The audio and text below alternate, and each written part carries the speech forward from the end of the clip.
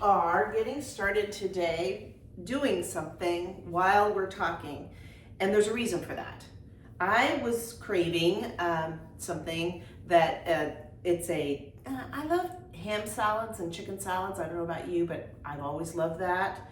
I'm not even a big mayo person, and I love a chicken salad or a ham salad. And I've come across this garbanzo bean salad that is a mimic of like a ham salad, and I crave it sometimes. I just love that. And I was thinking as I was going through my cupboard and doing a little inventory of what I had to make it, because I can't go to the store. I can't go to the store because we've had snow and ice-mageddon in the Kansas City and Kansas side of, Missouri side too, of the world. And I can't even get out ice. It's always ice. People go, oh, we have lots of snow where we come from. Well, good for you, but we have lots of ice, and it's an ice rink. I saw videos of folks literally pulling out their ice skates and ice skating in their parking lots over near the university. So there you go. So I can't go to the store. I have to make do. I have to do an inventory of what I have to suit the craving that I had. I had the craving. I knew I had garbanzo beans. That's the number one. I didn't know if I had mayo. I went in my refrigerator. I didn't have preferred mayo. I had the leftover mayo from the holiday that my kids don't appreciate the vegan mayo that I usually buy.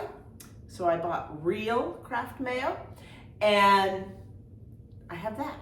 I'm not against it. I'm not a vegan. I just try to eat a little better. So I had everything. I even have the pickle relish. I have made do with just getting dill pickles and cutting it up myself. So you don't have to have the pickle relish.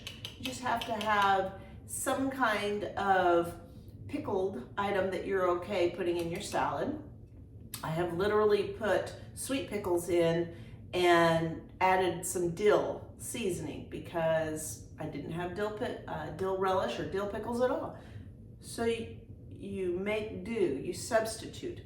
The other thing besides onion that's crunchy usually that's put into this recipe is celery, and I don't have any celery. I have leftovers from the holiday, but I don't have that.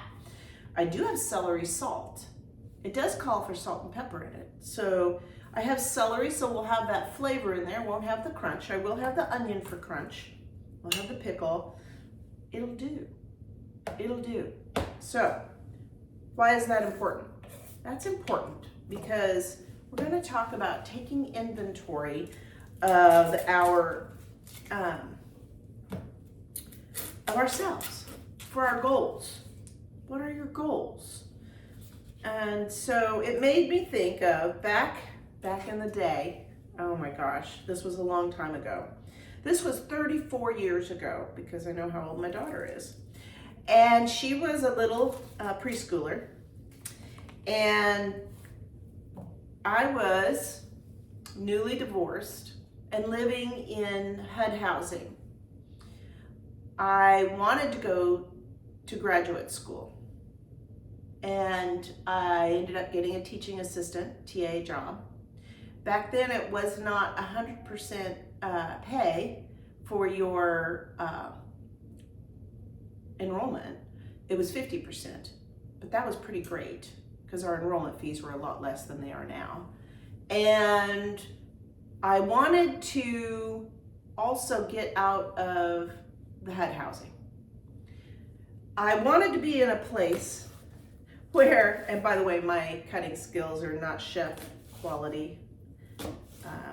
So anyway, don't make fun of me. I wanted to be in a place where she could play in her yard and not be bullied. I had found her tied with her scarf. It was cold out. She was wearing a scarf. And they had tied my 4-year-old to the play equipment. And I was in the front room. It was very cold out. I'm glad I heard it. She was okay. I heard a, help, mommy, help. And very faintest. My hearing was better back then. I'm not sure I'd have heard it in this day and age. And I looked out my front window, and there was my baby tied like she was a sacrifice to the swing set pole. It's funny now, it wasn't funny then, but so I did not like this. I did not like my neighbors. My neighbors were very loud and very amorous, and it was, I have to say, they were gifted on the length of their love. It was loud and long, and I couldn't sleep. They also fought. It wasn't the most pleasant place to live, but it was a clean place to live, and it was tidy, and it was fine, and I was glad to have it, but I wanted out. I knew what my goal was. I wanted to go both to university, and I wanted to live somewhere else. I had owned a house, a very, very small house with my ex-husband, but we had no equity when we got divorced, so I didn't have anything to put down on a house. And obviously I couldn't afford other housing in the rental market, or I wouldn't be in the HUD housing, right?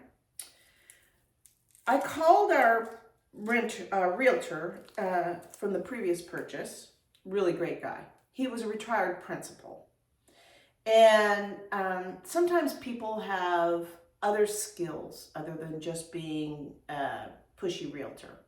And I was lucky that I had him as my realtor.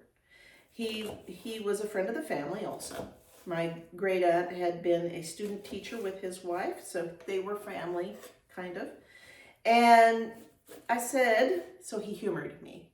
This is key. Find someone who will humor you. And I said to him, would you take me around and look at houses? You see, I had read a book from the library. All good things in my life come from the library. I had read a book, several books from the library, and that book, I wish I knew the name and the author.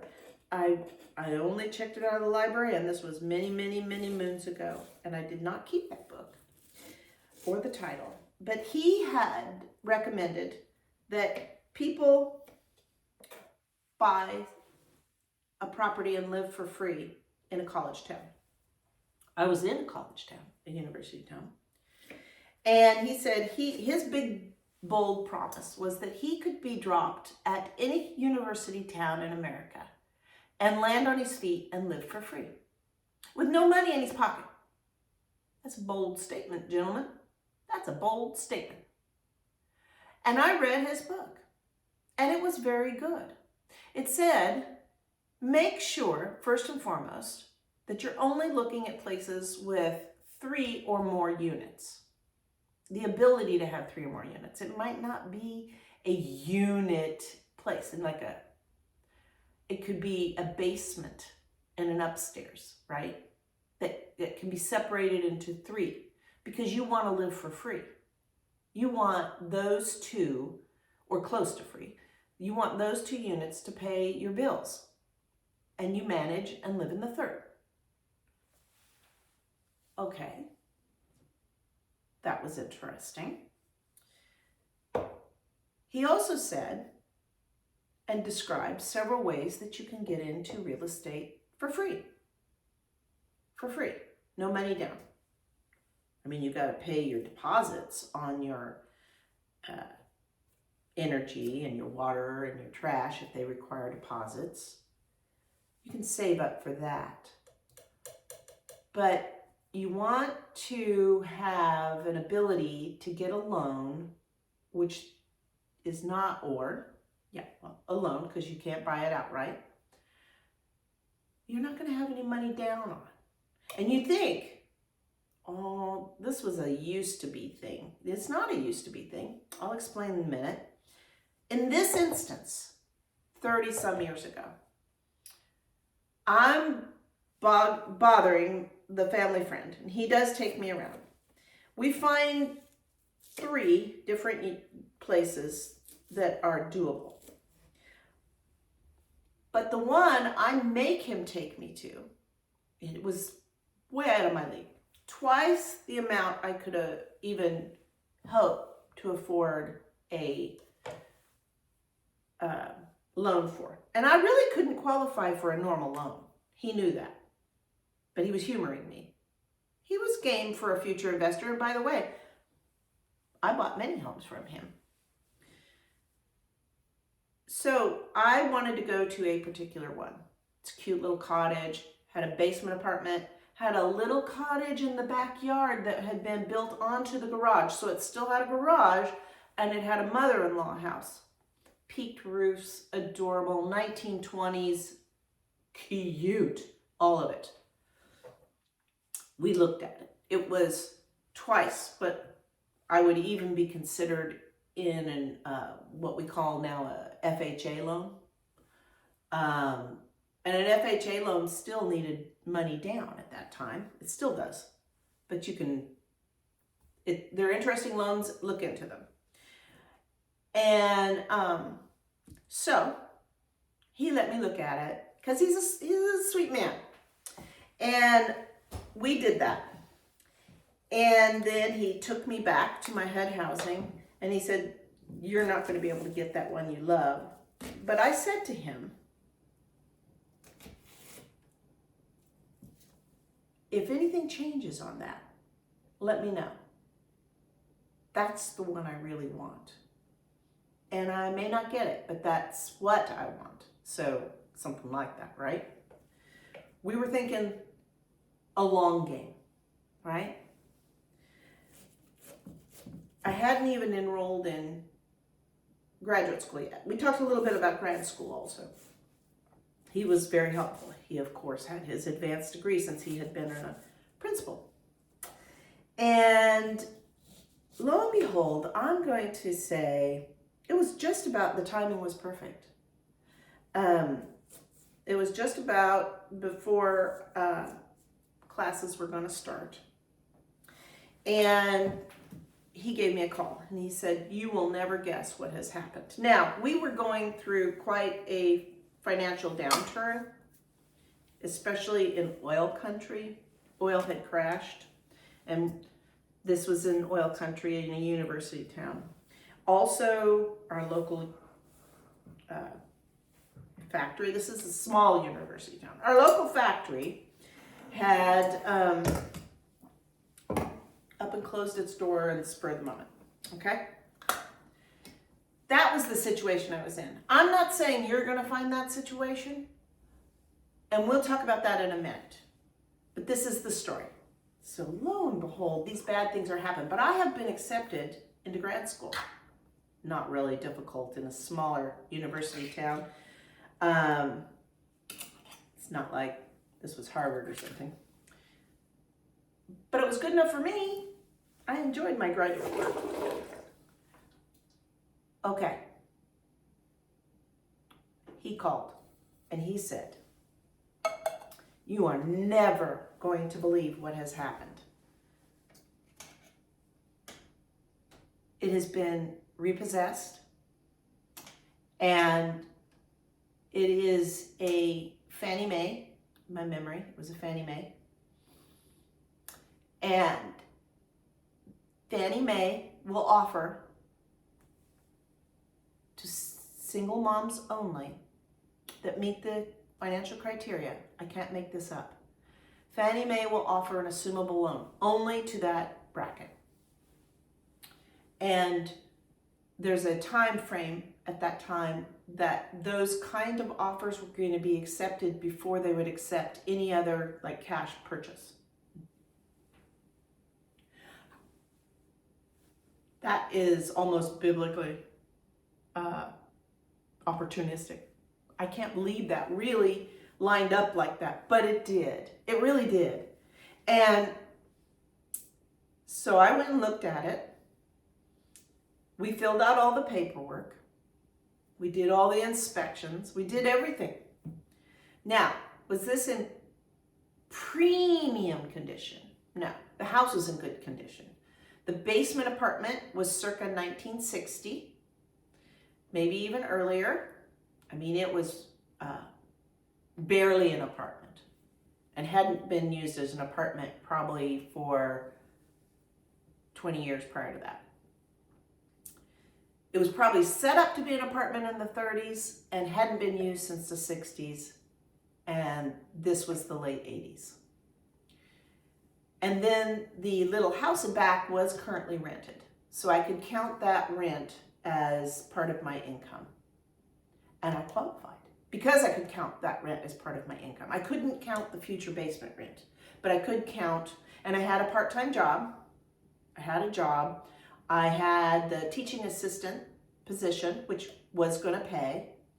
And all those three things, the part-time job, the teaching assistant pay, and the contract, and the rent from the little mother-in-law house, qualified me. And I got in as assumable loan for $0 down. Now, that house treated me right and platformed me to purchase several other rentals in my lifetime. It was such an adorable house. I wish I still owned that little house. I ended up selling at one point because the equity was just so high and I wanted to buy a different house. But, I mean, you can use the equity without doing that, but that's what was my choice at the time. But, what does that have to do with today? Because if you could do that today, it would be a real trick, I'm telling you. And look at me, I was talking and I put that onion in there too soon. I put that in there too soon. And I'm just gonna back up, not be prideful, and put that back on the cutting board because I have not mashed my chickpeas yet. So, what does that have to do with today? It has to do with, if your goal is to live basically free,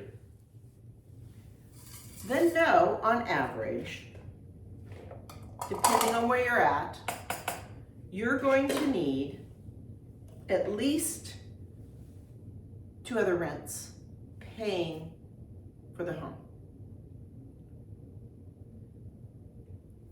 So that is a down and dirty.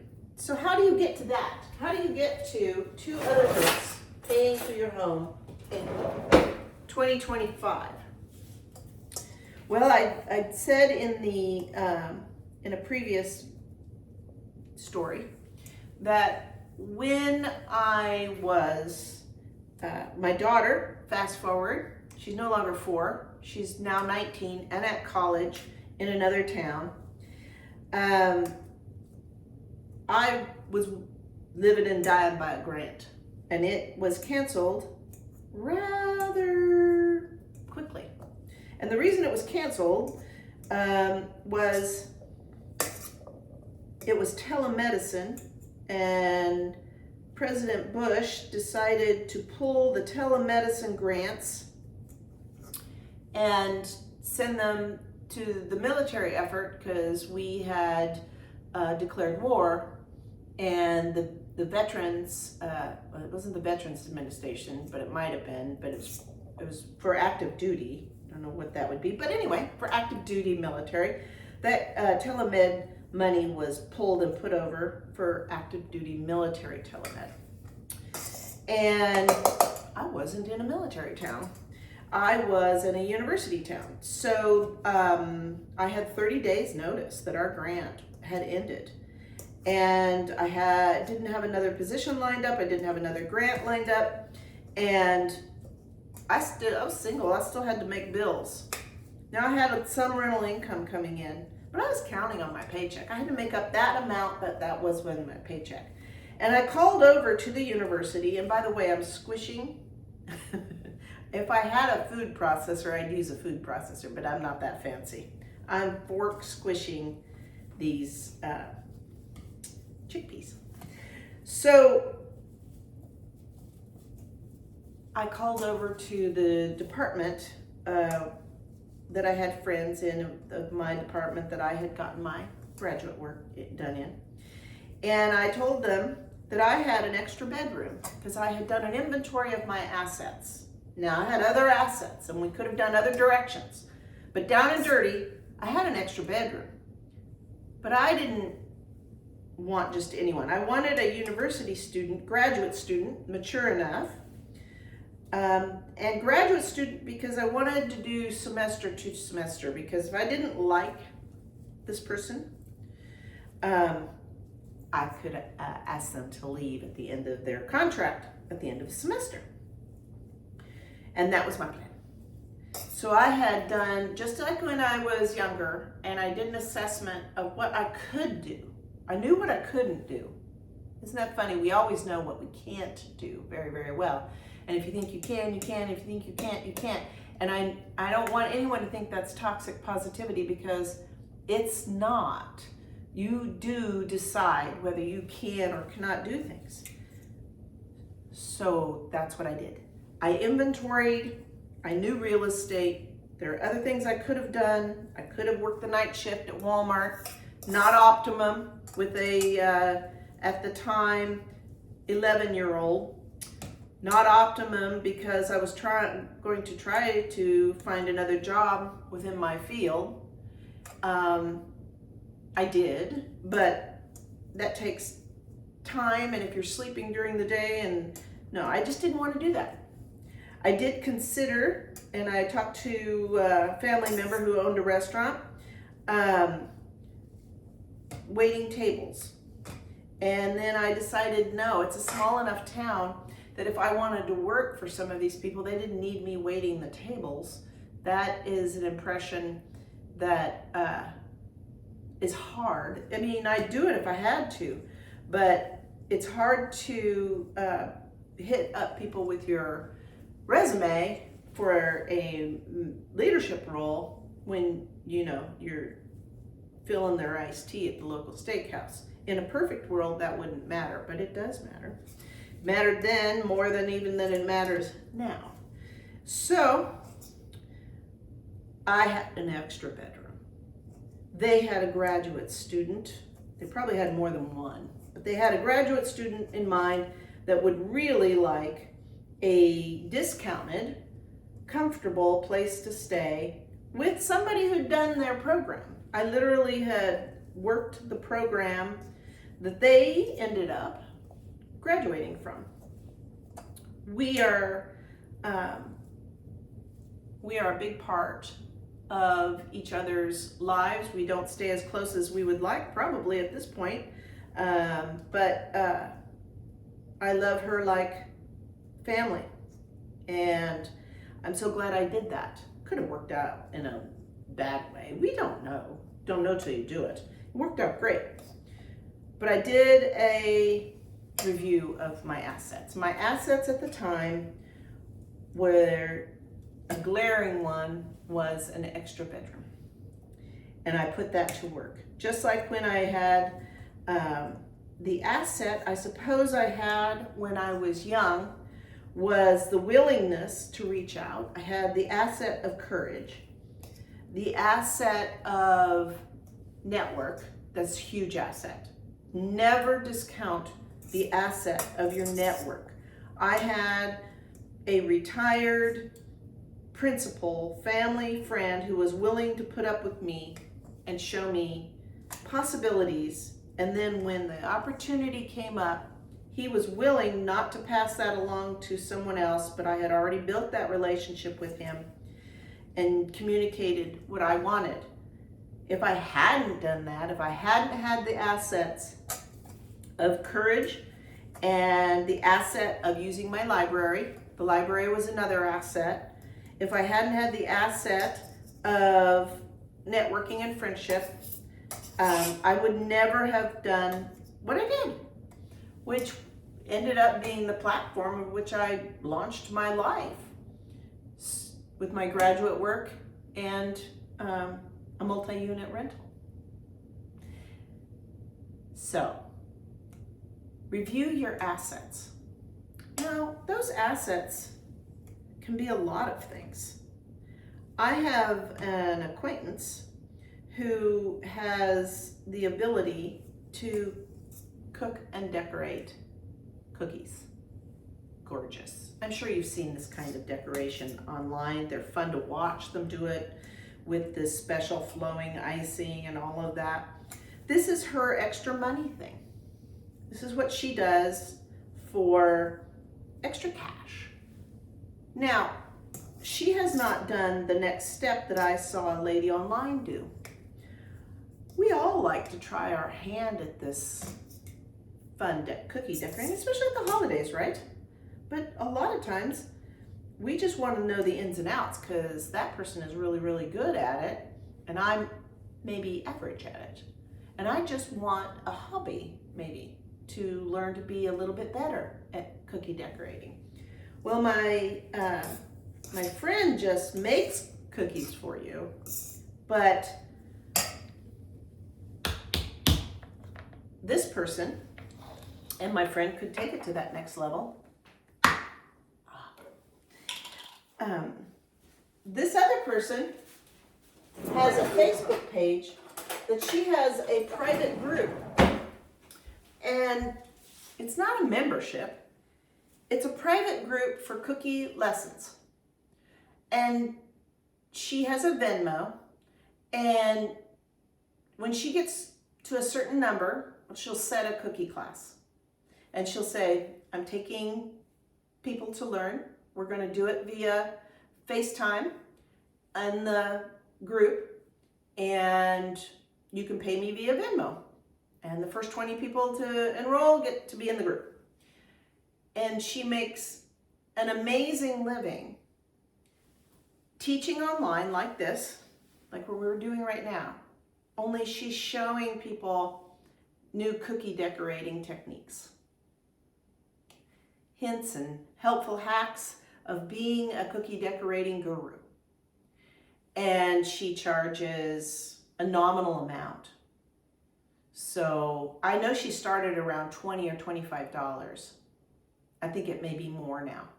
I don't take these classes. I just was fascinated with her way of taking her personal asset. I can make cookies. I can decorate them beautifully. Everybody says so. People buy them from me. To doing a class online. And as simple as a FaceTime in a Facebook group, and paying via Venmo.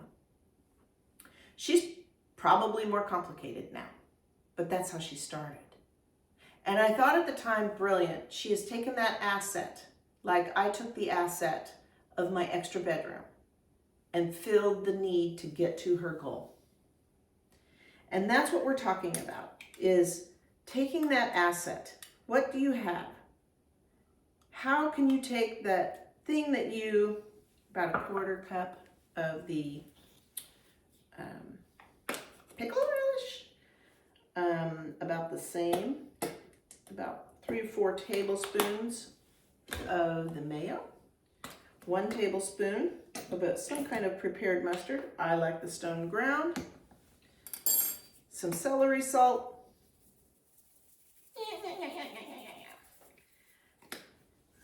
and some pepper. I wish I had fancier pepper. I do not, and I do not have the ability to go to the store. But pepper will do. And you mix it up. And so,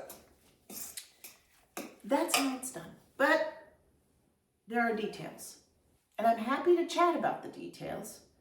And we will be more organized about the process. Because that's easy for me to say, right? It's easy for me to say. It's not so easy for everyone to do. I understand that. I understand that I had a success when I was young. I had a mother who taught me to look for my assets. And I had those privileges. I want to give those privileges to you. I want to teach you how to do an asset inventory. There are many things that we don't even know are assets. Who knew a cookie baking skill was an asset enough to make her earn 6 figures, which I believe that's from the interview I read with her, she does. Who knew that, right? Who knew that I could read a book at a library, take inventory of what I had and what I didn't have, and make that so that I could go to graduate school and live for free, basically. Go from HUD housing, where I was paying a percentage of my paycheck, to being a landlord and paying nothing for where I lived, zero. Sure, I had to pay all the bills with all the things coming in. I had to take the leap of faith. I would keep those things rented. There's a lot in there, right? That I may be overselling, you might think. You say, there's a lot of work, I'm not sure. I'm not sure. How about this? I'm not sure I could have somebody who lived beneath me or above me. I'm not sure I could have somebody who is living in my spare bedroom. It depends on how much you want or need to have what you're wanting. It all depends on how much pain you're in. Oh, right? When we're talking metaphorically, pain you're in, or maybe literal. Depends on how much something is pushing you in order for you to move forward. And maybe that's not the asset and situation you're worried about. Maybe you're worried about something else. And we'll be talking about that. There's a lot of concern as we go into the fourth quarter around wellness. I mean, this isn't the most healthy, but it's not the least healthy either. Around wellness. How do you make your dollar stretch so you can afford to do maybe the big leap of faith and try to have a house with a rental? How do you make that, how do you save up for those other things? How do you stay healthy so you can have the fun that you're wanting to do? How do you go get a new job if that's what you want to do? How do you start a new business if that's what you want to do? We're going to talk about all of those things because that's what the fourth quarter is about. Fourth quarter isn't about going and sitting on your rocking chair. It wasn't that for my grandmother. It wasn't that for my mother. And she had only a brief portion of her fourth quarter. It's not going to be that for me, and I know that's not for you. So if we're not sitting in the rocking chair, what are we doing, and what do we want to do versus what we're just gliding through now? So there we go. Planning for the fourth quarter. Taking assets, taking inventory, making substitutions like we did with the food. And it's going to be a fun journey.